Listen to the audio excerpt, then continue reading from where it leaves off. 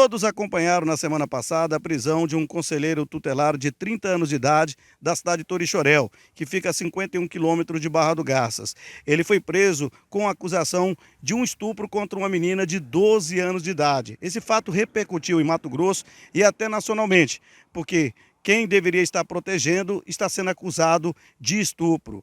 Este homem de 30 anos está preso, inclusive o advogado dele está trabalhando para tentar revogar essa prisão. O advogado, que é muito conhecido em Barra do Garças, Dr. Reinaldo Leite, alega que o cliente é inocente e que estaria sendo vítima até mesmo de uma suposta armação. É claro, argumento colocado pela defesa. O site Araguaia Notícias esteve acompanhando uma entrevista coletiva desse advogado, Dr. Reinaldo, aqui na sede da OAB de Barra do Garças. Acompanhe o que ele tem a dizer à sociedade, se realmente o cliente dele tem ou não envolvimento nesse crime que está sendo apurado por parte da Polícia Civil. Em primeiro lugar, todos nós somos sabedores que no Brasil todo mundo tem direito ao contraditório e à ampla defesa. O conselheiro tutelar da cidade de Torixoréu já havia recebido uma medida protetiva para se afastar da adolescente no exercício da sua função. E ele cumpriu. Também ele tinha uma medida protetiva para se afastar do conselho tutelar. Também ele havia se afastado. O conselheiro tutelar, ele exerce uma função importante na cidade de Torixoréu e ele havia sido acionado diversas vezes pela mãe da menor, que hoje figura como vítima deste inquérito. Inclusive, em uma das situações que o conselheiro foi acionado, a menor havia levado uma surra do pai, que no inquérito é o denunciante. A prova que existe, que fundamentou a prisão do conselheiro, foi de que o conselheiro havia tido relações sexuais com a criança. Mas a prova nos autos é apenas um áudio gravado por terceira pessoa e a criança, onde se insinua que o conselheiro havia tido uma relação sexual com a criança. Volto a dizer, gravação não autorizada ambiental, ela é discutida no direito penal brasileiro, só é admitido quando uma das partes está sabendo da gravação. E, no caso, nem a criança e nem o conselheiro sabia dessa gravação. Então, foi uma gravação ambiental não autorizada que induz a criança a dizer que ela havia tido relação com o conselheiro. Mas reforço e digo, no seu depoimento ele nega ter tido qualquer relação com a criança. Inclusive, nós juntamos aos autos 500 declarações de pessoas que moram e residem na cidade de Torixoréu, uma abaixo-assinado com 501 assinaturas demonstrando a idoneidade do conselheiro. E o pano de fundo para a prisão dele foi a garantia da ordem pública e da instrução criminal. Então, a garantia da ordem pública está superada em razão das 500 pessoas da cidade de Torixoréu que atestam a idoneidade do conselheiro. Esses que foram feitos por parte da mãe, ele acabou em alguma, vamos dizer assim, restrição ao pai, alguma medida acima do pai? O que acontece é que a mãe ela não possui a guarda da menor. Quem possuía a guarda da menor era o pai. E no inquérito, inicialmente, dá-se a entender que a mãe participava de qualquer situação. E a mãe, no seu depoimento, ela descreveu que jamais o conselheiro ficou na residência com a menor. Volto a dizer, todas as vezes que a menor dava problema, a mãe acionava esse conselheiro que saía para atender essa situação da criança.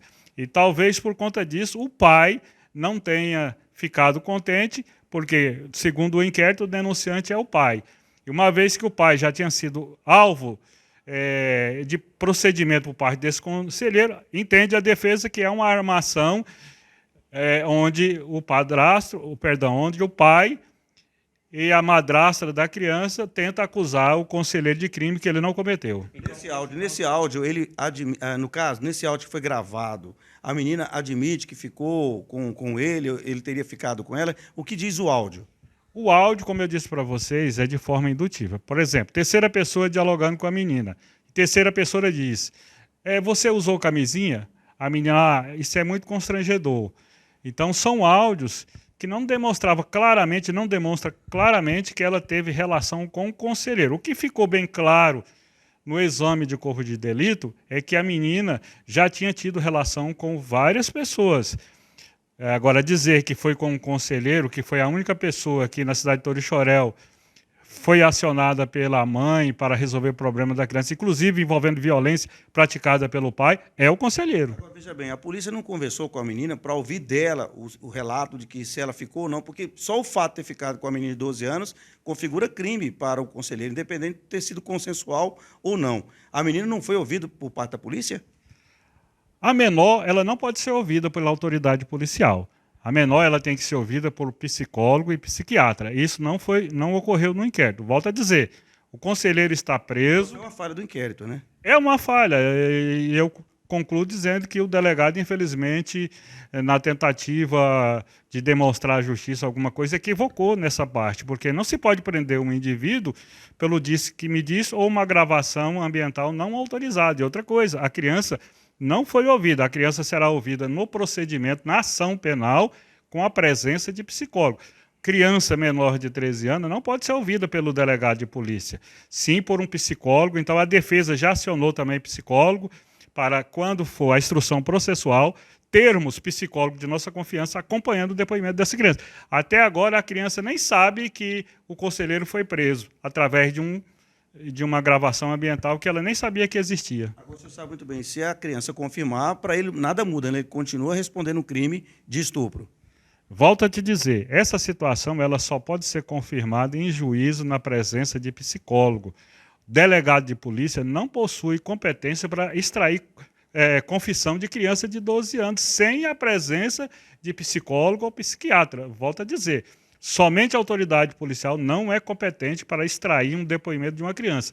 Volto a dizer, o conselheiro está preso por causa de uma gravação ambiental não autorizada e isso é prova ilícita no Código de Processo Penal. Tem que ser afastado. Porém, contudo, todavia, uma pessoa com mais de 500 pessoas que atestam sua idoneidade se encontra preso até o presente momento sem o direito do contraditório e da ampla defesa. Qual que é a linha que a defesa vai trabalhar agora?